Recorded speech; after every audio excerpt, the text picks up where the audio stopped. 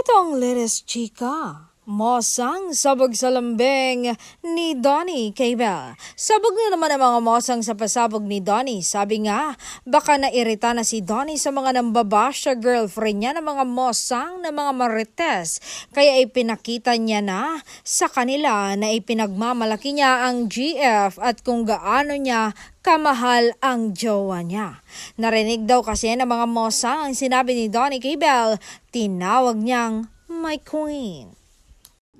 Well, si Donnie na ang akala ng iba ay hindi show pero heto nga, super pangalandakan na ng pagmamahal niya kay Belle sa mga nang babash na mosang.